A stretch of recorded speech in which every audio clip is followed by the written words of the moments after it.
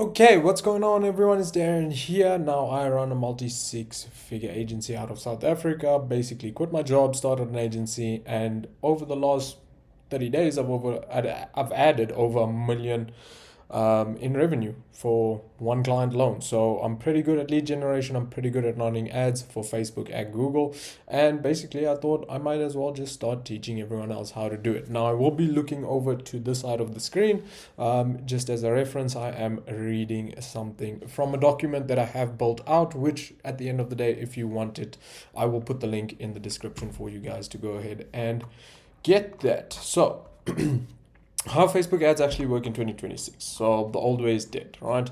Most people, or a lot of people, are obviously telling you that Facebook ads don't really seem to be working anymore, but that isn't the truth, right? What does not work is the approach most advertisers were using in 2021 or 2016 when ads started popping off on Facebook, right? The system has changed. The tactics that worked in 2019 is now what's causing you and your business to lose money at the end of the day, right? So we've obviously had big changes like iOS 14.5, and after iOS 14.5, most people are choosing to block tracking, right? Which means basically now when they download an app or whatever the case may be, they'll just opt to ask not to track. If you have an iPhone, you are familiar with this. I'm not sure if it is the same on Androids, but basically that's what happens. So the old way, how you would previously run ads, and I'm just going to screenshot this and drag this over here so you guys can see this, is essentially just like this, right? So this is the old way.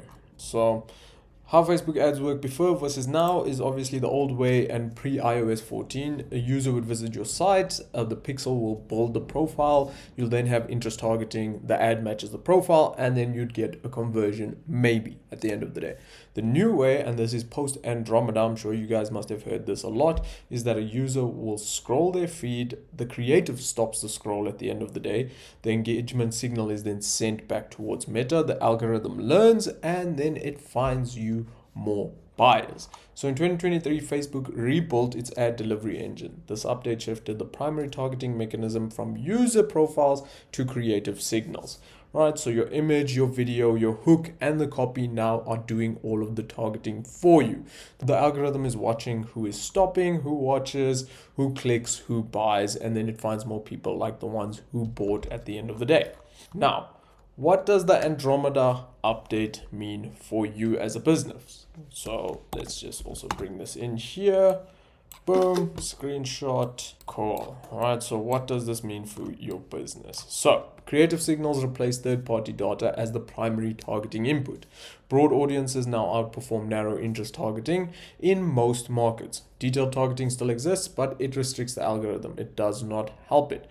And the advertiser who writes the better ad wins, not the one with the bigger budget. Now, I'm sure you must have seen whether you're running a big budget or small budget, Facebook is starting to send all of the budget towards one specific creative, or you'll notice as you start to increase your budget, your daily budget specifically, your conversions will start to decline. Perfect example, one of our clients, he was spending, he just wanted to start out on a brand new ad account. He wanted to start off by spending $500 a day for lead generation for solar leads. And what was happening was one lead was costing us about $145. Now, once we said, okay, how about we spend about $100 a day, and then we start to scale it progressively from there, we then managed to lower down the CPMs to about $46, and then we were also able to lower the cost per lead to around about a $45. It's currently now sitting at about around a 52, but that's still a lot better than when we just started off. Now, in case you don't actually know what happened when iOS 14.5 came out, it launched Apple's App Tracking Transparency Network. Right? So users get a prompt, allow tracking or do not. Roughly 75 to 85% of people choose to not allow it.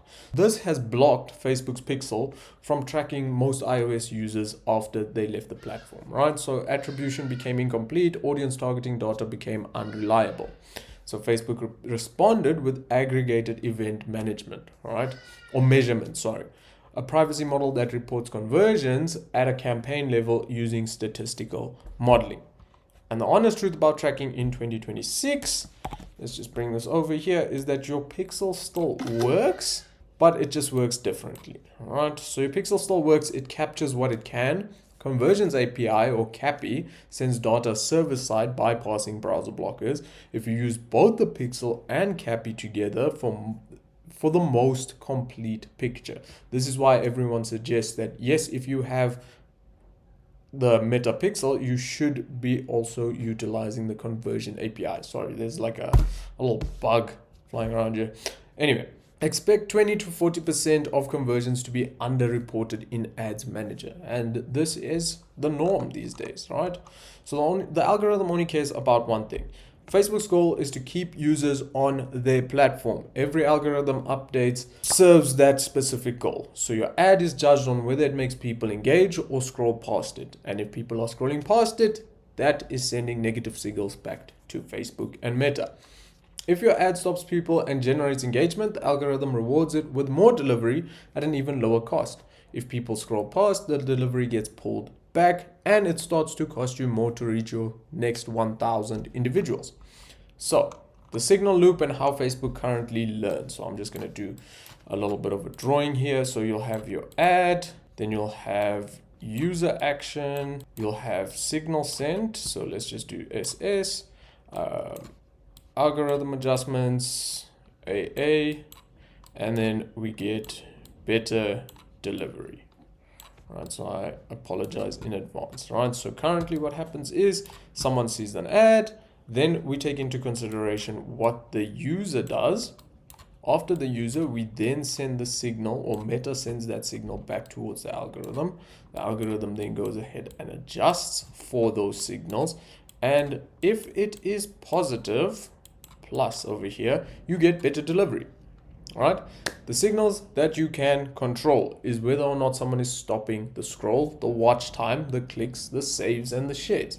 Now, these are all signals that are very important to Meta, right? Because if you can get someone to stop scrolling, you can get them to watch more of your video or your ad, and you can get them to click, save, or share that specific ad or content, you've got really good signals, right? So, scroll stop rate, how many people pause versus scroll past, controlled entirely by your hook. Now, if you don't know what your hook is, it is the first 3 seconds of your ad. Now, the best way to do this is to take your impressions, divide it by, what are we dividing it by? You take your impressions, you divide it by your, I can't even remember the equation to do this, I'm so sorry. But anyway, the first 3 seconds of your video needs to be better than 30%. Anything over 30% on that first 3 seconds of your video is a good hook rate. So how long they watch, or video watch time, is obviously a 50% view rate. I mean, let me actually just get this here quickly. How to calculate hook rate. Sorry. So you basically take your first 3 seconds or your 3-second views, and then you divide it, and then you use that and divide that by your impressions, or you take your impressions. So let's say, for instance, if I have 1,000 impressions and I've got, let's say, 3-second views, maybe let's do 70, then it's 1,000 divided by 70, and you'll obviously get a number, and then you multiply that by 100, and then you'll be able to determine your, or 100% rather, you'll be able to determine your hook rate. Okay, low link click-through rate. So how many clicks on your CTA? You know, above 1% is always healthy. Saves, how many people are saving your ad? When someone saves your ad, it is a strong positive signal. And then the share button is the highest value signal. The algorithm weighs shares very heavily. Now this works both from a content perspective and an ad perspective, because in the new creative framework that we are currently in, ads are content, content are ads. Now, they don't always perform like for like, so take that into consideration. Now, why exactly is this good news? So the old system rewarded data access and large budgets. Everyone knows that the more you spent, the better results you would get. The new system rewards creative quality. So if you're going to be posting AI slop and something that looks like every other business, you're not going to perform very well, right? So you can learn creative, you cannot buy more tracking data at the end of the day. A small business with a sharp, specific human ad can outcompete a corporate brand spending 100 times more at the end of the day. The playing field has reset, which means at the end of the day, if you've got an exceptional ad, you can get away with using a very minimal budget so long as you can get people interested, showcase what it is that you do, and get them to take action when they see your ad. Okay, so key terms that we're basically going to be going over here at the end of the day is your campaign, your ad set, and your ad, right? So I've obviously broken this down. Let me just zoom out over here. Can I do that? So like I said, I am basically just reading off of a document that I have prepared for this video. This is going to probably be my first sort of YouTube-esque video. So is it gonna suck? Probably. But here you go. All right, so this is all for you guys. If you don't know what any of these things mean, you now obviously will know. All right, so campaign, it sets the objective plus the budget, CBO, ABO, whatever the case may be. And then why is you tell Facebook what result you want: sales, leads, traffic. The ad set, it controls the audience, the placements, and the schedules. So you set who sees the ads and where they appear. The ad is obviously your creative, your copy, your CTA, and your URL sending people to your website or your online store. All right, so the actual thing users see in their feed. Pixel is JavaScript code on your website. Now this happens on your website, on your online store, on your booking page. Put your pixel in as many places where your customers would most likely end up on your website or on your domain for your website, right? So this tracks visitor behavior. Pair this with the conversion API for full accuracy. So you'll obviously have your pixel within your head and body code, and then you'll have the conversion API running along with it, right? Then CBO, campaign budget optimization. Facebook distributes your budget across ad sets automatically. ABO, ad set budget optimization, you manually set the budget at each individual ad set. And then you've obviously got your attribution window, which is how long Facebook claims credit. So it's 7-day click, 1-day view is the current default setting. I would highly suggest you always leave it at that. Your CPM, cost per 1,000 impressions, how much you pay to reach 1,000 people with your ad. Obviously, if this is very high, you then need to turn that ad off, kill it, get rid of it. You want to bring it down and try and get it lower than your CPA, so cost per acquisition, which is the next thing. Most important metric, what you pay for conversions. Then your return on ad spend is your revenue divided by your ad spend. So 3 times ROAS means you get $3 back for every $1 that you spend. Now, these are obviously just key terms that we'll obviously be going over, so just important for you guys to also know. Next, the creative targeting framework. Your creative chooses your customer. So let me just bring this in here, and we're just going to paste this over here. And let's pull it over to the side, right? So your creative chooses your customer. Think about how great billboards work. You cannot target a billboard, but a CrossFit gym billboard still finds the right people because the message self-selects. So your Facebook ad works in the exact same way. Each element filters, the hook determines who stops, the body determines who reads, and the offer determines who clicks. If none of these specific things make any sense to the person seeing your ad, well, you're going to be wasting ad spend and they're just going to be scrolling past it. So your hook, 100% of people see this. Right, it's the first 3 seconds and the first line of your copy. The body, roughly about 30% of people actually read this. So it's the problem echo plus the mechanism. Your offer, roughly about 10% of people are clicking. So it's the price plus guarantee plus a CTA. You don't need to always have all of these specific things. And then your conversions, roughly about 3% buy, which means if you look at it from that perspective, if 100 people saw your ad, all of them saw the hook, they got to, then you're looking at about 3 conversions. Now, if your online store, if you get 3 sales from 100 people, fantastic. If you are an online business or if you're a service-based business and 100 people saw your ad and you got 3 leads, that's great again. Okay. Now, obviously, you can see a little bit in the bottom, the repulsion principle. So Attention, restaurant owners losing money on Uber Eats. Repels everyone who is not a restaurant owner.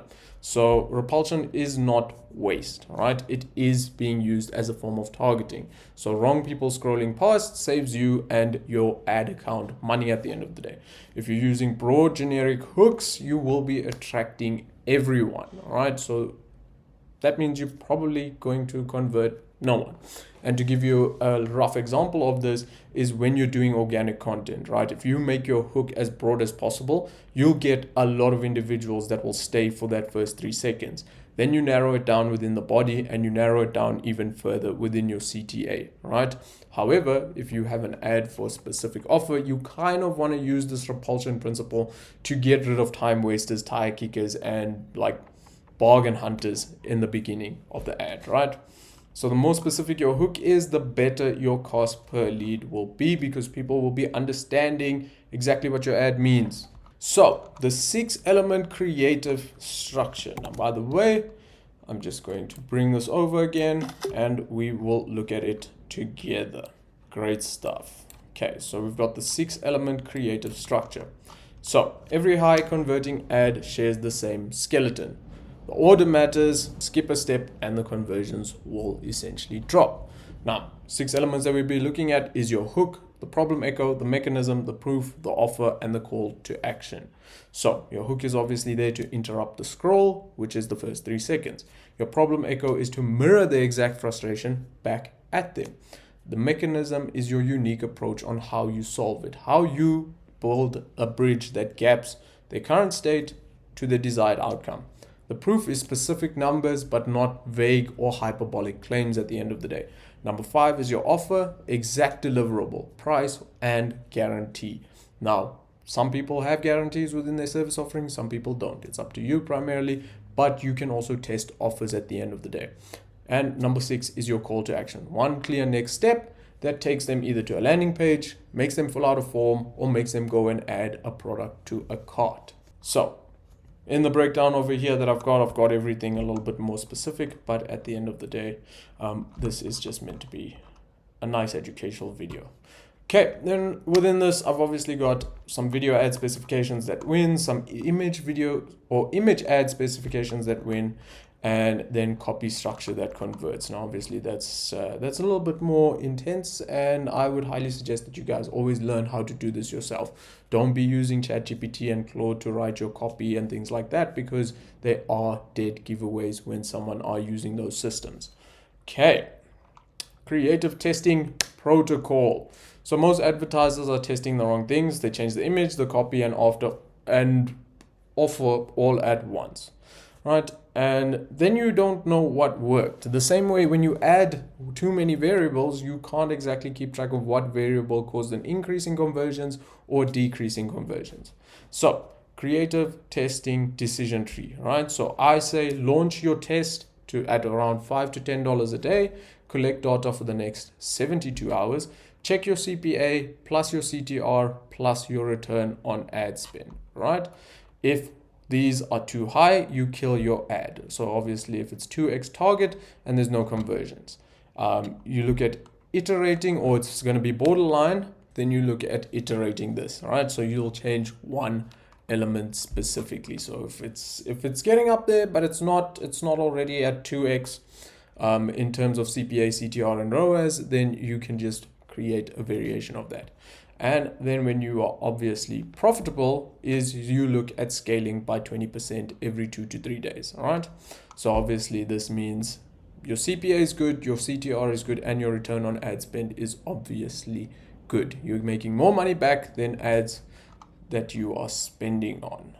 So testing order of operations, right? Test your hook first. You want to run 3 to 5 different hooks with the same body and creative. The hook with the highest CTR and lowest CPM is your winner. Then step 2, test creatives. Secondly, so once you have a winning hook, test it with different visual formats. Same copy, different image or video. And then you want to test your offers lastly. Only when your hook and creative are proven, offer testing is expensive. So never do it with an unproven hook. At the end of the day, you're just going to be wasting more ad spend. Then, how do you set up your campaign for running Facebook ads and Meta ads in 2026? So before you even open the Meta Ads Manager, do not skip this section of the video. It's very important. Most failed first campaigns fail because of setup errors made before the first ad is even written. So you want to fix the infrastructure first. So pre-launch setup sequence. Let's just take another setting over here. Where did my screenshot go? I seem to have misplaced my screenshot. So let's bring this in here. And then we're going to be looking at it over to the side. Okay, so make sure that your business manager and admin access is confirmed. Facebook page, make sure that you have ownership and it is verified. Pixel, make sure that it is installed on your website or your online store and test the firing. Make sure that the information that's getting sent from the Pixel is getting sent directly back to your events manager. Cappy, server side is connected. Now, when you are in your events manager, you will be able to see where information is coming from. If it will tell you that it's coming from multiple sources, fantastic. You can also test your conversion API from that perspective. Domain, make sure you have a verified business manager. And then your AEM events, make sure you configure it for all of those as well. Okay, conversion API. It is now basically a requirement, right? The Pixel runs in the browser blockers, iOS restrictions, and ad blockers can stop it from firing. The conversion API sends data directly from your server to Facebook, and this bypasses all of the browser restrictions completely. The Cappy and Pixel together give the most complete picture of what exactly is converting, right? Most platforms, Shopify, Go High Level, Klaviyo, have native Cappy integrations. Use them and use them wisely. Then aggregated event management, your 8 priority events. So buying type will be on auction. Your objective is sales always or leads, obviously, if you're a service business. Your campaign budget optimization, so CBO, is on for when you are a beginner, because chances are you're most likely going to have one campaign, one ad set, and maybe 1 to 3 ads within that campaign. Campaign spending limit. Always set 1 so it prevents runaway spend. Set it to 2 or 3 times your expected daily budget. Then naming convention, always have your date, your product, your audience, and your objective within it, right? So I usually would have it as like 2026-04, coaching, broad, and then sales. If it's obviously for a solar company, you would say local, residential, insert the city, and then you would obviously say objective leads. Then A/B test option off for your first campaign. You do not want to be A/B testing anything because you have no information about your ads as yet. You want to first be testing this manually and then use built-in A/B testing afterwards, once you start to get the hang of things, all right? So it does have limitations for beginners. And then your daily budget is $20 to $30 minimum. Under $20 per day, the algorithm cannot gather enough signal to optimize. So just so you know. Okay, ad set level. This is where most beginners make the most expensive mistakes, and they restrict the audience with detailed targeting. Just stop, and also just stop boosting posts, because that doesn't work either, right? So let your creative do your filtering. So your conversion event will be leads or purchases. Your audience target would obviously be open, age plus location only, no interest. Then advantage plus on for your placements. Exclude audience network for leads, because audience network and leads do not go hand in hand. Budget, obviously, if you're going to be doing this on a CBO basis or an ABO, $20 to $30 per day minimum for meaningful data, because that is what running ads is all about. The more information you have, the better you can utilize it to get better conversions. And have this running all days.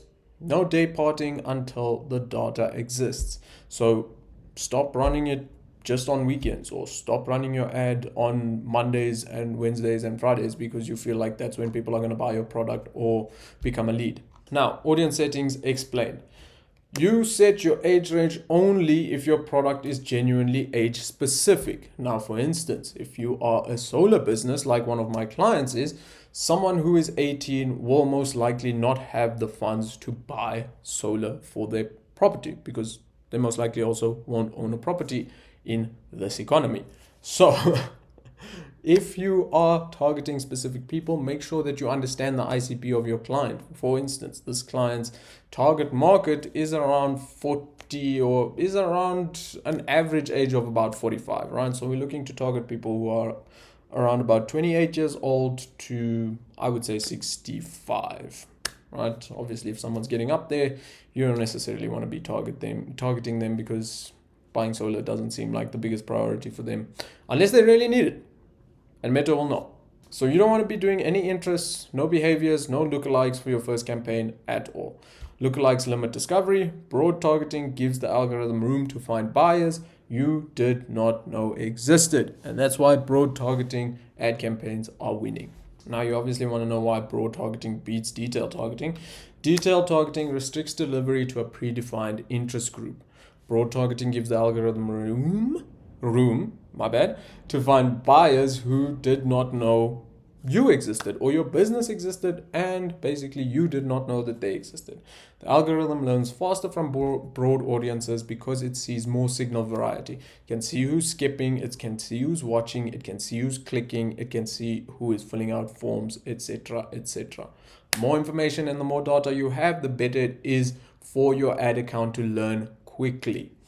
And then one well-run broad campaign frequently outperforms 5 narrow interest targeted campaigns. I guarantee you now, chances are if you are running a targeted campaign specifically targeting X, Y, and Z, and if you launch a broad campaign, you will most likely outperform the results that you were getting on your interest targeted campaign. Ad level setup, right? So you obviously got your identities, you've got your ad format, dynamic creative, primary text, headline, description, CTA, button, etc., and then your destination URL, right? So when we're looking at this identity, make sure you have the correct page and Instagram account, because people who see the ad and it doesn't match the business, it's not going to make logical sense for them. Ad format, single image or video for your first test, right? So carousel ads variables, test single format first. So you either want to be using videos or images. Sometimes business owners don't like to be in video ads, so make sure that you can at least accommodate for that. Dynamic creative should be on for testing, right? Facebook mixes the headlines, the image, and the text combos to find the best mix. Now, when you are, however, using AI features, the ones that don't make sense, turn them off, because when you upload your creative to the Facebook Ads Manager, you will then notice that sometimes Facebook just wants to bring in your body or your primary text copy into your headline, and then it's just a headache, right? Primary text is the follow your 6-element structure. So you want to have your hook first, basically always, and never open with your brand name because no one cares about it. Then you want to have your headline, one clear benefit, under 40 characters, because otherwise it gets cut off and then it shows ellipses, right? So fill your calendar with qualified leads, basically something quick like that.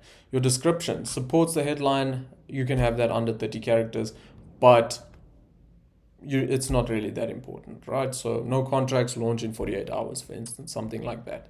Then your call to action button, match your conversion goal. If you are online store, you say shop now. If you are a leads business or business that is service based and you rely on leads, you obviously want to have your learn more or get quote or something like that, right? Leads should be sign up, booking should be book now, selling should be shop.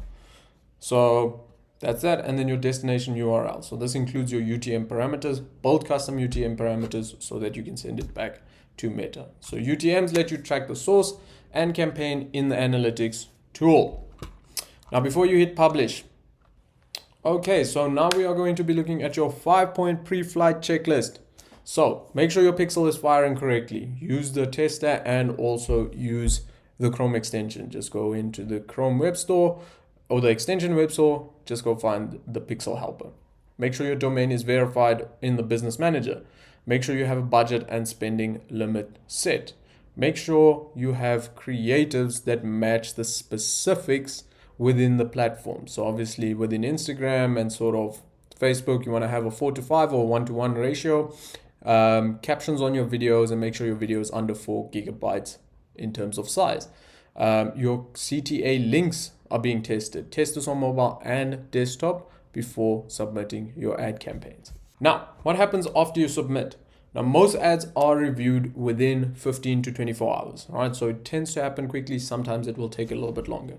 Common rejection reasons is unsubstantiated claims, before and after imagery, restricted product category. Obviously, if you're selling something like adult products or something like that, Facebook is going to review it and reject it, right? If you are rejected or your ads are rejected, read the specific policy violation, edit the ad, and then resubmit it. Do not create a new campaign. If you get 0 impressions after 24 hours, it usually means your audience is too narrow, your bid is too low, or you are still in review. It is very, very unlikely that you would still be in review after 24 hours, but it does happen in some instances.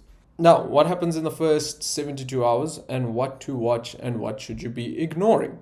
So, the metrics hierarchy. Let's look at this. Okay, so let's bring this over. Here we go. Here's your metrics hierarchy, right? No, not all metrics are equal. So looking at the wrong number at the wrong time will make you kill a winning campaign or scale a losing one, which is the last thing that you want to do.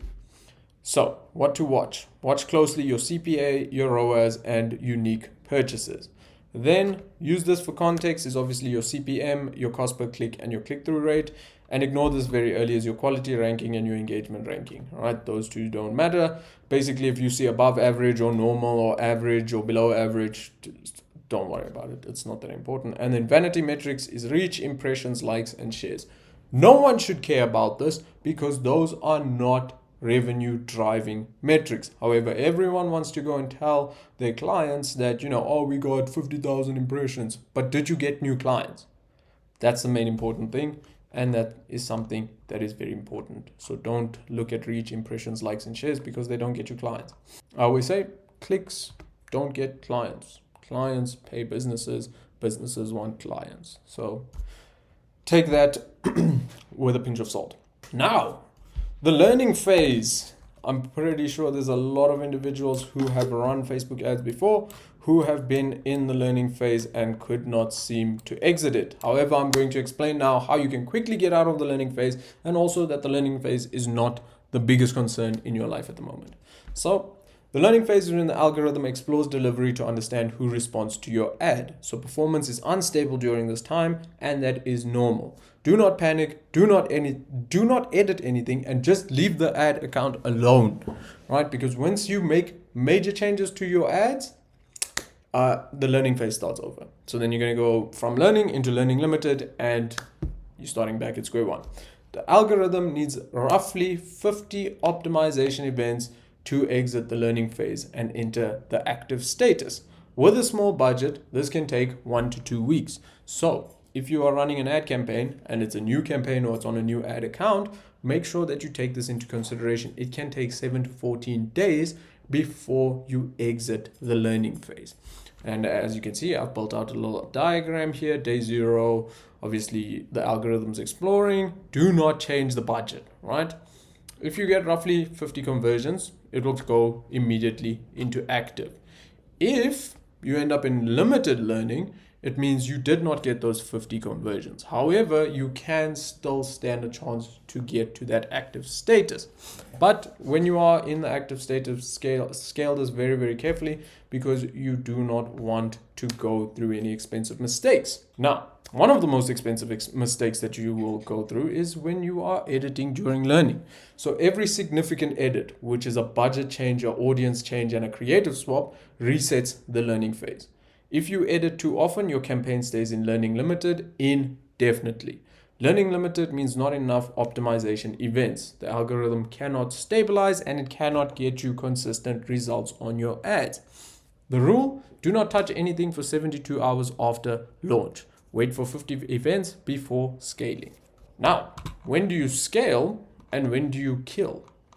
So after 72 hours, is your cost per acquisition profitable? If the answer is no, check learning phase. If you're still in the learning phase, wait, let it run. If you're not in the learning phase, kill it or iterate it. And by iterate, I mean change one element. If your CPA is profitable, the answer is yes. You scale it by 20% every 2 to 3 days only. Okay, the do's and don'ts master reference. So this is just a quick reference guide for the highest impact rules, right? So I will most likely bring this up here so that you guys obviously can reference this if you guys want to come back to this video. So like I said, this is the first time I'm doing a video like this, so it's going to be long. It's going to be a lot of information, and also it's I'm going as I'm going. I didn't really prep this like a webinar or anything. So do this, not that. So use broad targeting, let the creative do the filtering. Don't use detailed interest targeting, expecting pre-iOS results. Test multiple hooks before changing anything else. Change budget during the learning phase. Run ads on both Facebook and Instagram placements. Don't run ads with a broken or untested pixel. Set a spending limit on every campaign. Don't use 16:9 landscape images to feed placements. Verify your domain before launching ads. Don't run traffic or engagement campaigns expecting sales. Always install the pixel and the CAPI. Wait 72 hours before making any changes. Use 4:5 or 1:1 image ratios for feed ads. Include captions on every video ad. Write copy in plain direct language, 5th grade level I would always say. Track results in a spreadsheet outside Ad Manager. Obviously you can use other tools. If you're a spreadsheet kind of person, use a spreadsheet. And then obviously don't ignore ad frequency above 3. Don't duplicate ad sets and increase budget 5 times overnight. Don't optimize for link clicks when you want purchases. Don't run any campaign without a spending limit. Don't use stock photography of smiling people at computers, and don't write copy that sounds like corporate press release. It's kind of a given, but we still get people who do that, and then we also get people who use ChatGPT to write really generic AI slop that I call it, right? So platform update tracker that I've also got here is obviously the Andromeda update, and this is active at the moment, right? So creative signals are now the primary targeting vector. Broad audiences plus strong creative is the formula. Advantage plus shopping is required for e-commerce scaling, right? So Meta's AI campaign type, it outperforms manual campaigns for e-commerce at scale. Conversion API is now required. Server-side CAPI is the standard for accurate attribution. Browser-only tracking is insufficient, and you will always see that you'll get like a 4.5, or at maximum you'll probably get like a 6.5 out of 10. Once you incorporate the CAPI, you'll be looking at anything from 8 and upwards. 8 out of 10, 9.5, you can get to a 10 out of 10. Aggregated event management, critical 8 event configuration is required. Most configure 8 priority events per verified domain for conversion modeling to work. 28-day attribution is now deprecated. The max is now 7-day click, 1-day view. Adjust your return on ad spend expectations accordingly for that. And then some detailed targeting. Remove all restricted health conditions, political beliefs, and several sensitive categories have been removed. Okay, then I've also introduced a nice launch checklist and next steps for you within this specific product. Yes, this is a product that you can buy. It is very cheap. It's around about, I think it's like $7.99 or something like that. I will link it. It's really, really important. I've obviously not covered everything within it because there's lots of goodies in here for you guys. At the end of the day, like I said, I've already got a business and I'm now trying to help everyone else. Now, I'm not going to obviously talk about that any further. If you want more information about the product, you can click on the link below. That's basically it. That's my pitch. You can just watch this video if you want to. Use all of the information that you got from here. Chances are you'll probably be able to replicate a lot, but not everything that you get from the product that I have on the side here. So, common first campaign, errors and fixes. I'm not going to go over that. And then we've got what's in the next stack. So, after this video, I'm going to be doing Facebook ads for e-commerce. Then I'm going to be doing Facebook ads for service businesses. And then we are also going to be looking at the $10,000 client acquisition system. So the exact system that I've used to get clients who pay me over $10,000 for my services so that I can help their businesses make tons and tons of money. Obviously, if you're here, I thank you so much.